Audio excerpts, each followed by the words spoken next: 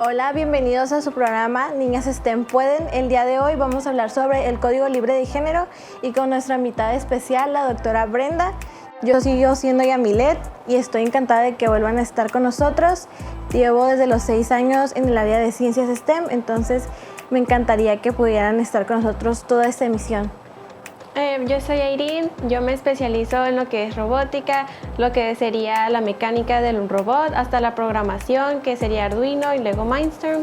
Bienvenidos a un nuevo episodio en el que vemos cómo la ciencia innova tu vida y que probamos que en realidad el cerebro no tiene género. El día de hoy hablaremos sobre el Código Libre de Género, exploraremos las ciencias computacionales y tenemos a una invitada muy especial, la doctora Brenda Leticia Flores. Bueno, doctora, nosotras le tenemos una entrevista, algunas preguntas y como primera pregunta quisiéramos saber cómo fue su experiencia hacia las ciencias computacionales. Hola, buenas tardes. Primero voy a agradecer al equipo de Niñas STEM. Gracias. Ustedes pueden, nosotras podemos.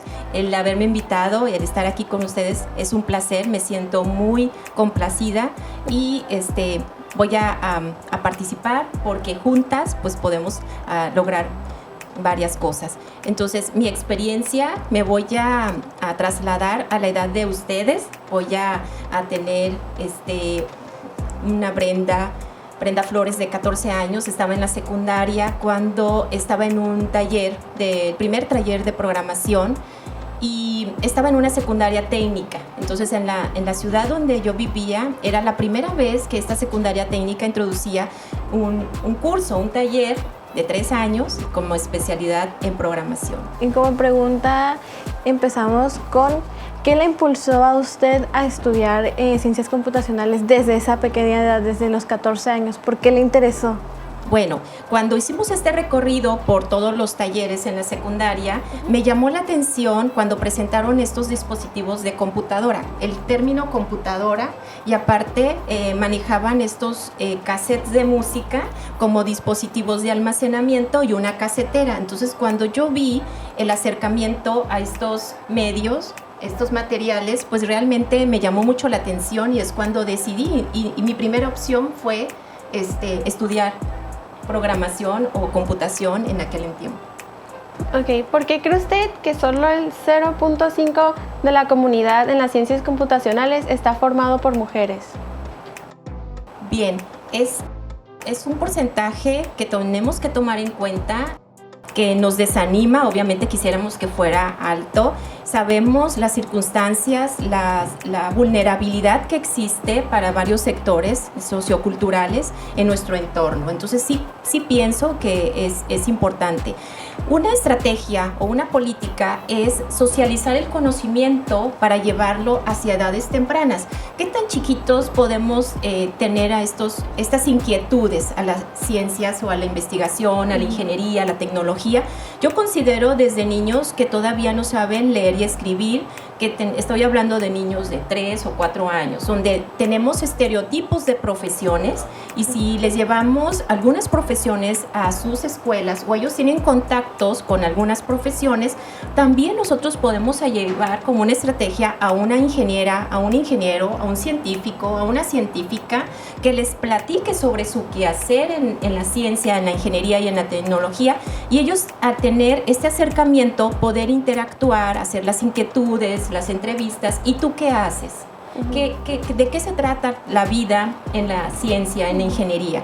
Y es como después, una vez que ya tienen esta educación o que ya empiezan a leer y escribir, pueden consultar en su biblioteca algunos libros, algunas revistas, incrementar su interés en lo que ellos conocieron previamente. Sí. Bueno, y también como pregunta, ¿cómo usted ha vivido la brecha de género que existe entre las mujeres y los hombres en su trabajo, ya en su rama laboral, cuando estudió la universidad, la preparatoria y la secundaria? Cuéntenos un poquito acerca de cómo ha sido vivencialmente.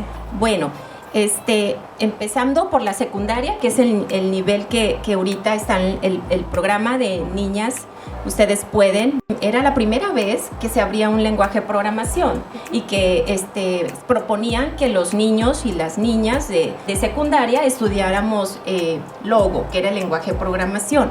Realmente no había tanta diferencia entre los cuántos niños y cuántas niñas, a lo mejor porque fue una estrategia por parte de la institución educativa.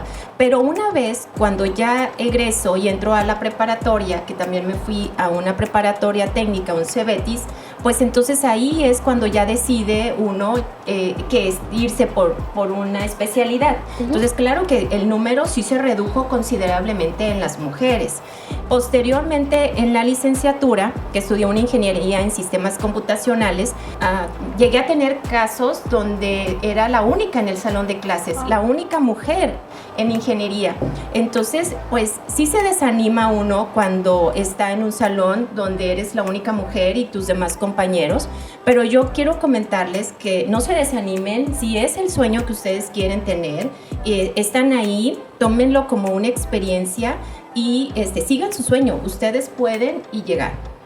En el ámbito laboral, ahora que ya estoy trabajando en la universidad en el área de ingeniería física, soy la coordinadora del área de ingeniería física y soy la única mujer. Mis compañeros investigadores que están conmigo, pues tenemos compañeros que vienen del extranjero y investigadores nacionales, pero se acaba de jubilar una compañera y me quedo como la única mujer en 11 investigadores. Bueno, doctora, entonces me imagino que el público se estaría preguntando cómo podría usted y todos los que nos están viendo a través de este medio impulsar a los niños y niñas a que se interesen por las ciencias computacionales, la tecnología y la ciencia. ¿Cómo podríamos hacer así como estamos aquí, de frente, de manera virtual, acercándonos por medio de las redes sociales, de la tecnología a nuestro favor? Explotemos la tecnología, explotemos los medios y demos a conocer nuestro conocimiento, lo que sabemos, nuestras experiencias, socializar las lecciones aprendidas, lo que me pasó a mí y que a lo mejor te puede servir a ti para que lo puedas lograr, o lo que yo sentí en un momento y a lo mejor lo estás sintiendo o lo vas a llegar a enfrentar en un futuro, pero te vas a acordar de mí y vas a decir, bueno, sí, yo me acuerdo que la maestra Brenda Flores dijo que también le pasó, bueno, y ella pudo, entonces podemos salir. Creo que el establecer estos círculos de socialización, de conocer, de exteriorizar nuestras experiencias sería fabuloso, ¿no? E invitar a otras generaciones, ¿no? Porque yo soy varias generaciones arriba de ustedes, pero podemos poner arriba, medio y más chiquitas. Sí, claro, y que cuando se sienten solas, pues no están solas, realmente existimos también nosotros y que todo es posible, porque como lo comentaba, que era la única mujer entre tantos compañeros y ahora en su ramo laboral compañeros investigadores, y es muy cierto. Yo al menos personalmente con mi compañera Irene, cuando nos dijeron que íbamos a estar participando juntas, yo sí me emocioné la verdad mucho, porque recuerdo mucho ahora que entré a la secundaria, ahorita estoy en último año, pero cuando entré llegué al lugar de electrónica, llegamos a ese taller. Y pues a mí siempre me ha interesado la electrónica y la robótica, pero eso también viene de la mano con programación. Entonces ya tenía un poquito de aprendizaje de programación, entonces ahora lo que me interesaba era saber electrónica para poder juntarlos. Entonces llegué y todos mis compañeros como que nada más tiraron a loco todo y se quedaron sentados, terminó la clase y nos salimos. Y yo sí me quedé a preguntarle al profe, ¿y qué hago para entrar? ¿Cómo me inscribo? ¿O cómo va a ser el seleccionamiento? Y salimos y le pregunté a mis amigas, ¿y tú a qué te quieres meter? No, pues yo me voy a meter a contabilidad, a otro tipo de cosas. Y cuando me di cuenta y llegué al salón, ya cuando se hicieron la selección, yo era la única niña de mi salón que había entrado a ese taller. Tenía otro compañero, después se salió, entonces quedé como la única niña de mi salón y entonces yo me quedé un poquito triste, la verdad. Se siente feo de no tener con quién platicar, porque todos hacen sus grupitos, todos tienen cosas en común y te sientes como un bichito excluido. Pero cuando supe de Irene, yo me puse a googlearla. Ahora tenemos Google, ahora podemos hablarnos por Facebook, por WhatsApp, por Instagram. Entonces empecé a leer su currículum y sus notas periodísticas y dije, wow, ella también es muy brillante y la puedo conocer y va a estar trabajando conmigo. Entonces yo creo que eso es lo que más nos va a fortalecer a todas y a todos. Sí, y enseñarle pues también a todas las niñas que no tengan miedo de probar estas nuevas cosas, ¿no? Porque al decir la programación y la electrónica en realidad es una parte muy importante de la mecánica, en la robótica y la ingeniería.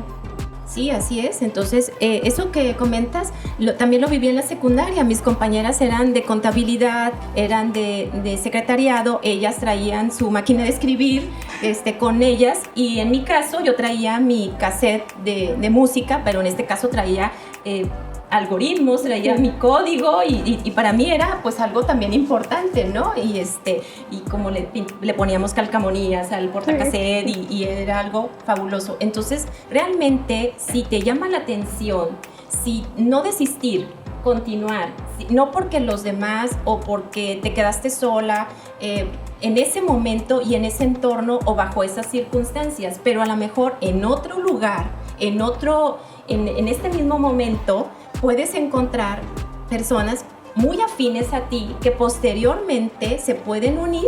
O sea, afortunadas ustedes que pueden utilizar las redes sociales y comunicarse, ¿no? Entonces, en aquel tiempo, pues yo tuve el internet hasta la universidad, ¿no? Entonces, pues era comunicarse por carta o enviar una carta, esperar semanas o hasta meses en la contestación. Entonces, aquí aprovechemos la tecnología a nuestro favor para conocernos, platicar, enriquecer nuestras experiencias y crear sueños, porque eso nos va a llevar hacia la innovación. Sí, y poder pues representar carreras como esta, porque si le dices a alguien, no, pues es que yo voy a tomar la carrera de ciencias computacionales, dirías, eso existe, porque pues normalmente están acostumbrados que desde niños es policía o bombero o doctora. Y pues ya cuando vas creciendo sabes que hay contabilidad para abogados, licenciaturas y todo eso. Sí, claro. Pertenezco a la Academia Mexicana de Computación, a MEXCOM, a nivel nacional. Esta academia está compuesta por puros doctores egresados después del doctorado, egresados en computación, y nos reunimos por medio de un ingreso, de una evaluación para formar parte de esta academia.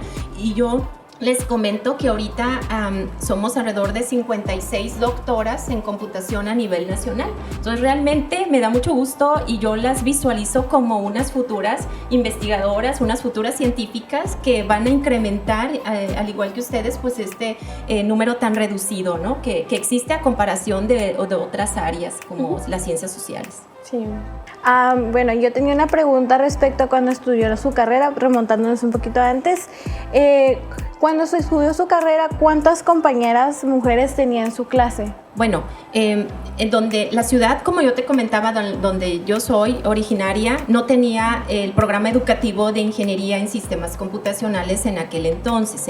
Estoy hablando a mediados de los 90. Yo tuve que irme a vivir a otra entidad federativa a estudiar buscando esta carrera. Por eso les digo que no se desanimen. Si en su ciudad no está lo que ustedes busquen, pues si a mitad de los 90 pude tomar un ferry, pude tomar un camión y llegar hacia otra entidad federativa, a estudiar, a pedir información, a llegar a vivir sola, entonces creo que ahorita pueden obtener información enviando un correo electrónico, pueden buscar otros medios, otros accesos a ellos. ¿Cuántas mujeres? Es algo difícil porque primero entramos a lo que es ciencias básicas, donde tomamos matemáticas, ¿no? Entonces ahí están todas las carreras, todas las ingenierías y conoces a varias chicas. Ya cuando vas tomando tus materias de disciplinarias o de especialidad, es cuando el número de mujeres pues se va reduciendo, ¿no? Afortunadamente, se crea ese programa en mi ciudad y yo regreso y es donde termino mi carrera universitaria, pues en la ciudad donde nací, y ahí conozco a otras chicas. Entonces en la graduación sí fueron varias mujeres las que estuvieron junto conmigo. Ok, bueno, esa era una duda que yo tenía, porque yo en lo personal deberíamos de tener ejemplos de otras mujeres que también estudian ingenierías desde bien pequeñitos, porque yo cuando tenía 3 o 4 años lo que conocía de mi casa era mi papá y mi mamá, que eran maestros de educación primaria. Entonces yo decía, bueno, mi mamá hace lo mismo que mi papá y son bien brillantes los dos y dan muy buenas clases. pero yo no conocía ingenieras, yo no conocía ingenieros. Cuando tenía 10 años, conocí a una chica que estaba estudiando la maestría en nanotecnología. Entonces me contó toda su experiencia y yo la acompañé una vez a su salón a explicar un tema que yo tenía en ese entonces y veo y era la única chica y digo, wow, ojalá a mí no me espere eso y con el tiempo podamos ir incrementando a más niñas y más mujeres en la ciencia. Bueno, yo te puedo platicar ahora que doy clase en licenciatura y en posgrado. Sí tengo grupos de 20, al menos 3 o 4 mujeres. Y en posgrado, ahorita tengo 2 alumnas de doctorado en formación doctoral conmigo, que ellas están abriendo esta línea de investigación. Es una línea de investigación emergente, entonces me da mucho gusto que vengan esto. Acabas de comentar algo muy importante, el apoyo a los papás. Creo que sin dudar a dudas, el apoyo que brindan los padres de familia a acompañar, a pedir información, a llevarlos todas las tardes a las clases complementarias de una educación que ya es parte de la primaria o la secundaria, realmente es un esfuerzo en familia, ¿no? Entonces se estrechan los lazos, ese es un apoyo muy significativo y que en un momento dado hay padres de familia que están conscientes que en esta ciudad donde viven no hay una carrera universitaria o que llega hasta esta ciudad, ¿no? Por ejemplo, hace un par de años fui con la doctora Mónica a una ranchería a llevar y resultó que en la secundaria donde íbamos a trabajar no había ni un dispositivo de un proyector como un cañón. Entonces ellos tenían, entonces este programa nos llevó a nosotras hasta la escuela y los chicos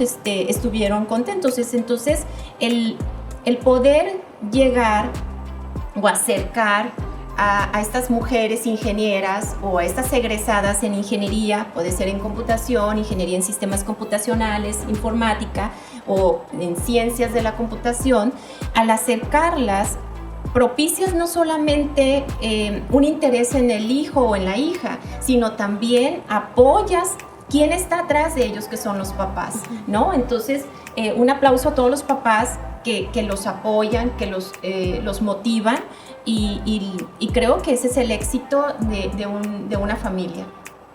Sí, y como lo comentaba, aquí llegaron a una ranchería y no había ni siquiera un proyector. No. Yo les comparto a todos mi experiencia estudiando en la educación primaria.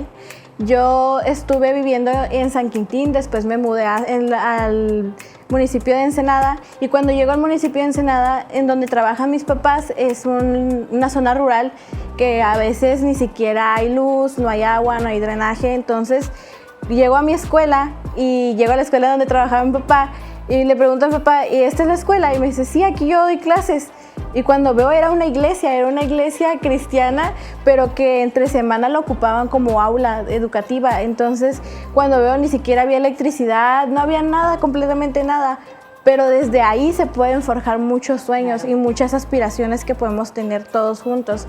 Y claro que fomentar también de parte de los maestros, maestras, directores, de llevar a esos chicos o chicas que no tienen el alcance, que no tienen el sustento económico, porque no solo batallas con el género, sino también con la pobreza. Entonces, llevarlos a universidades, a museos, a conocer que no solamente es aquí en tu entorno, es más allá, es una universidad, puedes estudiar y está al alcance, porque si yo lo puedo hacer, si usted lo pudo hacer, si Irene lo hace, todos lo podemos hacer, claro que sí. Claro, nuestra universidad, la Universidad Autónoma de Baja California, tiene casas abiertas. Entonces, el programa de casa abierta es que los recibimos con las profesiones y las investigaciones que nosotros realizamos para que desde edades tempranas tengan ese acercamiento. Y también hay vehículos que nosotros podemos llevar hasta ese lugar, ¿no? Para poder tener cimarrón hasta su hogar. Fíjate que yo quiero hacer un comentario. Cuando se hace innovación, cuando se crea un procedimiento, cuando se crea un método, cuando se crea algo que no existe, entonces muchas veces la carencia nos brinda a favor de la imaginación y la creatividad. Y pienso que el desanimarnos porque no tenemos materiales, porque no tenemos los recursos, porque no tenemos el financiamiento, nos hace tener un impulso hacia la creación. Y recordemos que el registro de modelos de propiedad intelectual pues también incluye eso, los algoritmos, incluye los métodos, los procedimientos que nos pueden llegar a ser grandes científicos. Entonces, recuerden cómo el señor Charles Babbage y Ada Lovelace, cómo hicieron las creaciones en sus máquinas diferencial y en su máquina analítica con elementos que no existieron en su época, y no por eso se desanimaron porque no pudieron ellos construirla. Al contrario, dejaron por escrito sus creaciones, sus algoritmos, sus diseños, y que posteriormente fueron tomados en cuenta pues, para la informática moderna. Entonces, si en dado caso no existe o no existen los medios o existe carencia, con una hoja y un lápiz podemos crear, podemos tener imaginación y plasmar nuestras ideas. Sí, lo bueno que pues ahorita que estamos en el siglo XXI nos facilitan muchas cosas. Una de mis experiencias con ahora de la pandemia, yo seguía tomando clases de robótica en el Garage Project Hub y pues todo era presencial, pero ahora con la pandemia las cosas tuvieron que cambiar. Afortunadamente encontramos un programa que se llama Studio 2.0 y pues es igual de Lego Mindstorms, y es como si todo el equipo de Lego estuviera en una computadora, y lo mejor es que pues el material es ilimitado, entonces pues pudieran haber más personas que crearan programas así en el que pues las personas donde carecen de estos materiales y recursos lo pudieran encontrar muy simple y pues sin costo. Bien, fíjense que existe el pensamiento computacional. Y el pensamiento computacional precisamente parte de una necesidad o de una problemática para la creación de propuestas o de algoritmos. ¿Qué es un algoritmo? Es una secuencia parcialmente ordenada de pasos o de actividades que tenemos que realizar para lograr un propósito. Entonces, sí podemos tener esta dualidad, a lo mejor manual y no tan automatizada, pero que los niños puedan tener su imaginación, elevar su creatividad para poder ya en momento dado darles todos los medios digitales y poder alcanzar este acercamiento. Pues muchas felicidades por haber encontrado este software. Sí, muchas gracias. Y bueno, pasando a la parte más divertida de todo el programa, que va a ser su experimento, la cápsula donde va a usted a retratar a Ada Lovelace. Entonces pasamos para allá. Hola de nuevo, soy la doctora Brenda Flores Ríos, y como la ciencia, la ingeniería, la tecnología y las matemáticas son muy divertidas, ahora junto con Airín Sabido y Yamilet Caballero vamos a trabajar en una cápsula sobre la pionera en la programación. Y por eso el día de hoy estoy utilizando un atuendo que representa a la científica Ada Lovelace. Entonces, Ada Lovelace fue la pionera, la primera mujer pionera. Nosotras escogimos este personaje para motivar a todas las niñas y niños jóvenes a que estudien programación en las ciencias computacionales. Resulta que en 1815, el 10 de diciembre, nace una niña en un hogar donde su papá era un poeta romántico. Entonces, hablaba sobre poesía, sobre el amor. Y su mamá era una matemática. Se llamaba Lady Byron, Annabella Byron. Y su papá era Lord Byron. Juntos formaron una familia, se casaron y tuvieron a una pequeñita que se llama Augusta Ada. También la conocen como Ada, ¿no? Entonces, Ada Byron. Entonces, esta pequeñita vivía en este entorno con su papá poeta, platicaba sobre el amor en la época victoriana, y su mamá de las matemáticas, de la astronomía. Entonces ya tenía un balanceo en su hogar de estas áreas. Pero resulta que su papá y su mamá pues discutieron tan fuerte que su papá se tuvo que ir de Londres. Ellos vivían en Londres, entonces se tuvo que ir a vivir fuera de Londres, quedando la pobre pequeñita Ada a vivir junto con su mamá. Pero como su mamá era matemática y le gustaba la astronomía, pues resulta que le dijo: hija, te voy a educar en una formación de la lógica, de que te preguntes el por qué suceden las cosas de las matemáticas. Es por eso que la pequeña Ada empezó a estudiar matemáticas, astronomía, ciencias, música, las artes, que para su edad muy poquitas niñas sabían sobre estos temas y de la literatura, ¿ok? Entonces, ella empezó a crecer en este entorno de las ciencias, de los libros, del acervo bibliográfico. Y resultó que a la edad de los 11 años, ella estuvo enferma, contrajo varias enfermedades que la llevaron a estar en cama. Y ella estuvo por 3 años en cama, sin ver a sus amigos, sin platicar, sin estar con su tutora. Y lo que pedía eran libros. A un lado de su cama iba apilando libros de las diferentes áreas o temas que a ella le gustaba investigar. Tenía a un lado de su cama una ventana y por esa ventana veía las aves pasar. Entonces un día la pequeña Ada dijo: quiero construir una máquina que pueda volar en cualquier dirección como las aves. Y para eso pidió unas hojas, un lápiz, y empezó a hacer diseños, múltiples diseños. Empezó a investigar sobre las aves y quería ella ver si había una proporción del tamaño de sus alas con su cuerpo, qué necesitaban. Entonces ella empezó a crear este diseño y a la edad de los 14 años, como ustedes, llegó a crear su primer libro. Este libro se llama Vuelología. Es un libro muy interesante, compuesto de diseños, donde ella hace sus propuestas para poder crear una máquina que pudiera volar. En aquel entonces no conocían el avión, ni siquiera un helicóptero, ni siquiera un aeroplano. entonces ella, con su imaginación, estaba ideando todo este pensamiento. Entonces le llamó las matemáticas poéticas. Y es lo que a ella le gustaba.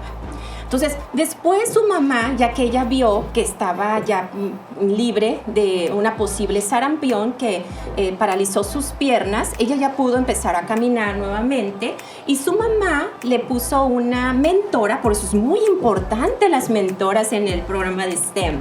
La mentora se llamaba Mary Somerville. Era una científica escocesa, matemática, astrónoma también, donde le empezó a resolver todas las inquietudes a Ada. Y Ada le preguntaba y le preguntaba y le preguntaba. Entonces la Miss Mary le dijo: te voy a presentar a un señor, a un científico un poco gruñón, pero que me puede ayudar a resolver todas sus inquietudes. Y es cuando ella, a los 17 años, conoce a Charles Babbage. Entonces, en una fiesta muy elegante, conoció a este matemático y ella le empezó a platicar todas sus ideas. El matemático Babbage quedó fascinado de cómo una mujer hablaba sobre matemáticas, sobre ciencia. Entonces le dijo: te voy a invitar a ver una máquina que estoy construyendo súper poderosa y quiero tu opinión. Es una máquina compleja, nunca antes hecha en su tipo. Entonces Ada fue y conoció la creación de Charles Babbage. Era la máquina diferencial, una máquina que podía sumar, restar automáticamente, es decir, una calculadora en nuestros tiempos, ¿no? Uh-huh. Entonces, con unos cálculos matemáticos, le presenta la máquina y Ada quedó fascinada. no había conocido algo. Y como ella, cuando fue adolescente, pues se imaginaba en las creaciones de máquinas, pues entonces dijo, yo quiero participar con usted. Me gustaría colaborar. Entonces empezaron a platicar, se escribían cartas y empezaron a platicar sobre la creación de una nueva máquina. Esta máquina era la máquina analítica. Entonces, Charles Babbage le empezó a platicar de esta nueva máquina que solamente con números. Pero ella en su cabeza, en su mente, en su conocimiento individual, decía, ¿y qué tal si la máquina toca música? ¿Y qué tal si la máquina también puede tener las letras, no solamente los números de las matemáticas, sino que el alfabeto? O sea, que ella extendió las bases del padre de la informática, Charles Babbage, creando, por eso les digo, no necesitamos tanto, nada más poner a innovarnos, a crear. Entonces empezó a tener esta idea de crear esta máquina analítica. Y empieza a asistir, se dan cuenta de que no hay financiamiento para algo tan complejo, era muy caro. Entonces ellos decían, necesitamos una máquina de vapor casi para construir esta máquina analítica. Entonces Charles se va, el matemático, a la Universidad de Turín y ahí conoce a otro matemático, un italiano que se llamaba Luigi Manebrea, y este matemático tradujo en francés la presentación, la conferencia de Charles Babbage de lo que él presentó en aquel momento, la máquina analítica. El artículo fue presentado y Babbage lo ve y le dice a Ada, tú que sabes idiomas y tú que sabes el francés, necesito que por favor traduzcas este texto, este artículo en francés y con tus conocimientos, con las matemáticas, lo puedas extender. No hay ningún problema. Entonces Ada empezó a hacer de la literatura, como tenía su formación, empezó a escribir y a representar, y utilizó el alfabeto para representar notas en el artículo. Claro, cuando ella lo vio y como había estado trabajando con el Charles Babbage, pues sabía que podía escribir.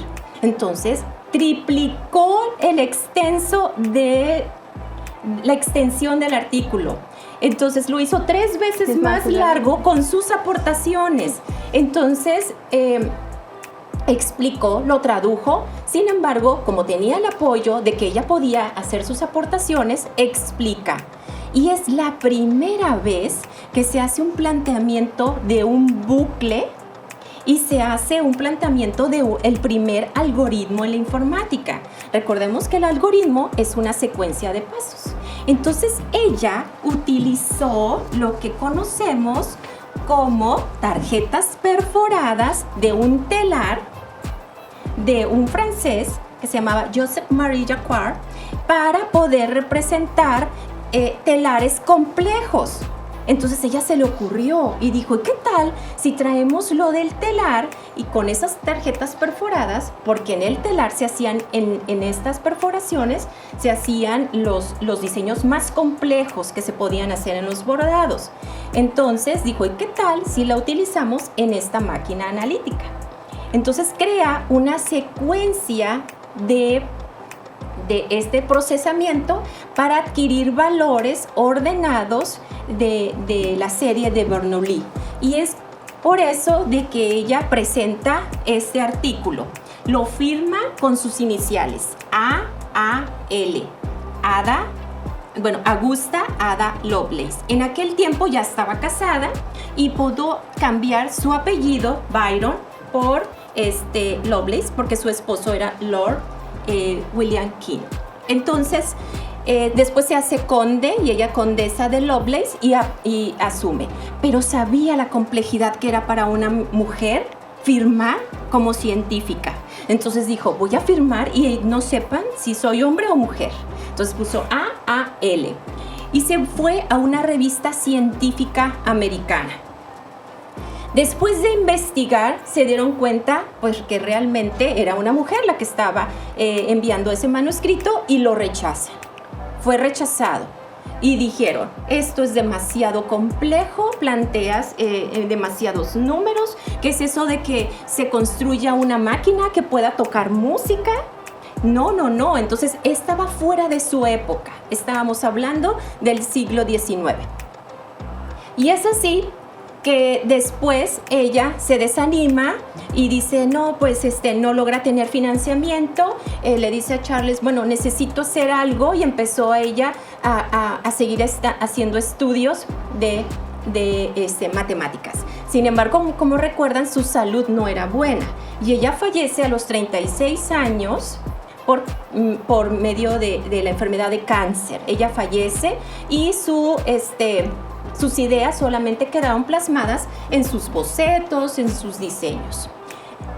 Pasa el tiempo y llegamos al siglo XX, donde nosotros tomaron la defensa de los Estados Unidos, toma las notas de Ada y se da cuenta del gran valor, del gran significado que ella tenía al tener una máquina que tomara un área de almacenamiento, una unidad central de procesamiento y dispositivos de entrada y salida. Y dijeron, pero esto es la computación. Sí. Entonces realmente tuvimos a una mujer matemática incursionando en la informática. Y es cuando el Departamento de la Defensa de los Estados Unidos crea un lenguaje de programación que se llama Ada, para utilizarlo en la gestión de tráfico aéreo y en la aeronáutica, dándole pues todo el aporte a una investigadora, a una matemática en esta disciplina. Posteriormente también se hace un evento dando una medalla en lo que es el Reino Unido a todas las niñas, a todas las científicas que hacen aportaciones a las ciencias de la computación. Y tenemos el segundo martes del mes de octubre de cada año, el Día Internacional de Ada Lovelace. Muchas gracias. Bueno, yo quería hacer una aportación ahorita que estábamos hablando usted estaba hablando sobre las tarjetas que se ocuparon como en los telares. Yo le traía una sorpresa, no le quise decir nada detrás de cámaras, pero yo tengo una tarjeta también que se la quería obsequiar. Ay, muy bien. Y esa tarjeta... Claro, se me volvió un poquito. Bueno, muy bien. Esta es una tarjeta perforada, básicamente es un pedacito de papel. Muchas gracias. ¿De dónde la conseguiste? Cuando estaba más pequeña, fui a esculcar entre las cosas de mi maestro y me encontré con esa tarjeta y la guardé y me la regaló. Entonces, desde ese tiempo la tengo. Pues tienes algo muy valioso porque ahorita pues es complicado conseguirlas. Resulta que estas tarjetas tienen una orientación. Si se dan cuenta, no es que esté lastimada, no está doblada, pero tiene un corte aquí. Es donde se utilizaba ese corte para mantener el orden. ¿Ok? Entonces se hacía algo muy interesante. Tenían una máquina que tenía la lectura de todo ese código, que era un lenguaje de programación, y después iban a otra máquina que era leer el código que se introducía y realmente era perforar en los renglones del 0 al 9. ¿Te diste cuenta que hay del 0 al 9? Y hay columnas. Entonces están divididas las columnas por números y letras. Aquí en la parte superior, verás, te voy a dar esta. Esta tarjeta tiene los números y después el alfabeto y después caracteres especiales. Entonces realmente esta fue la contribución para lo que fueron los dispositivos de almacenamiento. Entonces lo que tienes ahí, muchísimas gracias. Lo acepto con mucho gusto y representó lo que fue el principio del pensamiento computacional. Realmente llevarse lo que se utilizaba en un telar para la construcción de una máquina, de la máquina analítica, y lo voy a donar al grupo de niñas STEM. Ustedes pueden, nosotras podemos, para que represente algo muy interesante. No todo a lo mejor va a ser con resultados rápidos, ¿verdad? El éxito involucra constancia, dedicación, disciplina, entrenamiento, leer, aprender. Y eso nos puede llevar algún tiempo en saber la solución, pero nos puede llevar hacia grandes resultados. Entonces esto yo lo dejo con mucho cariño a ustedes para que les simbolice la innovación, hasta dónde puede llegar. Y esto ha llegado hacia lo que es el almacenamiento en la nube, ¿no? Que representa algo intangible, que no lo podemos ver. Entonces, yo creo que ustedes pueden llegar a lograr muchísimas cosas. Muchas gracias, doctora. Sí, muchas gracias por su obsequio para nosotras. Con eso terminamos el día de hoy con la cápsula, pero sin antes retirarnos porque vamos a hacer un pequeño experimento que, como les habíamos comentado, con los post-its. Lo que se trata este experimento es generar el pensamiento matemático y analítico. Entonces nosotros vamos a poner post-its en la mesa y vamos a poner algunas figuritas, y lo que va a hacer la doctora va a hacer que en el pizarrón, en este pizarrón pequeño, nos va a poner lo que tenemos, cómo nos tenemos que guiar. Ajá. Aquí vamos y a nosotros escribir. vamos a ir recogiendo las figuritas por medio de los post-its. Entonces empezamos a ponerlas.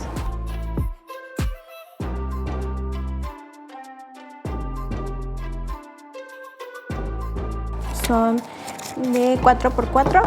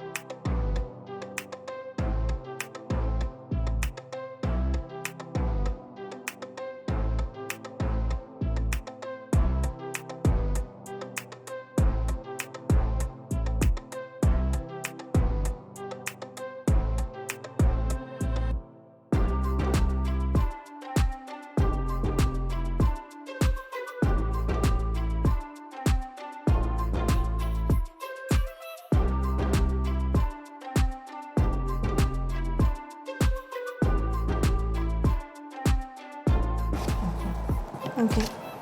Entonces vamos a poner nuestras figuras.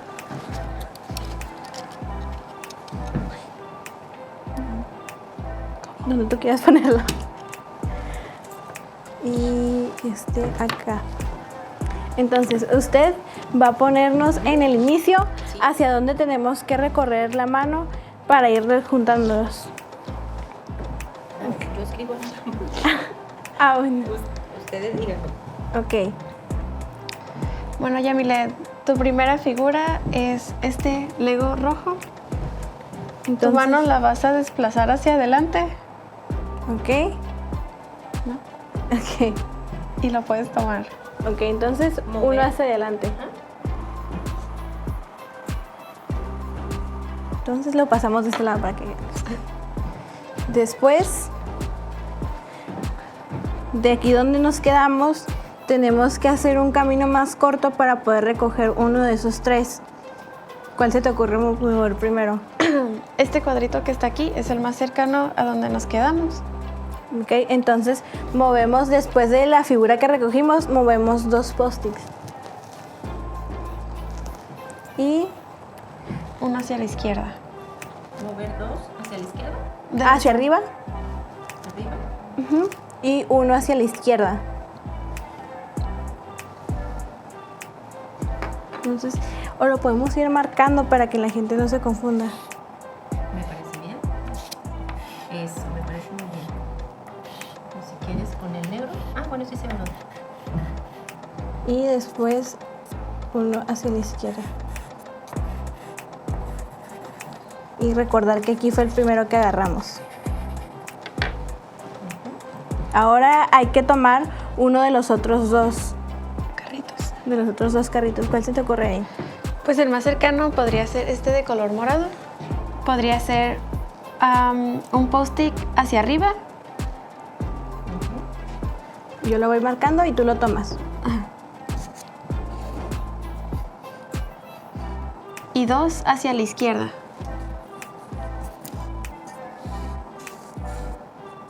Y así llegamos al carrito.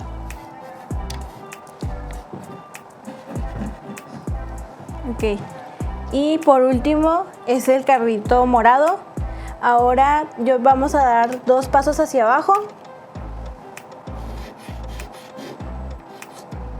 Y lo tomamos Y llegamos. y ya terminamos con todos. Con esto queremos demostrar que los post-its son algo que tenemos en casa, en su mochila. Todos tenemos un carrito o cosas que ya no ocupamos o algún objeto. Entonces ustedes lo pueden hacer en su casa y es una manera también de divertirse.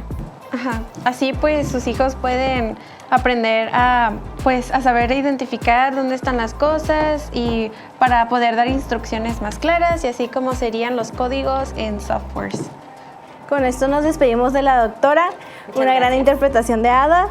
Y nosotros nos vemos en el siguiente video. Muchas gracias por acompañarnos y espero que en el siguiente sigan con nosotros. Hasta luego y muchas gracias. Bye.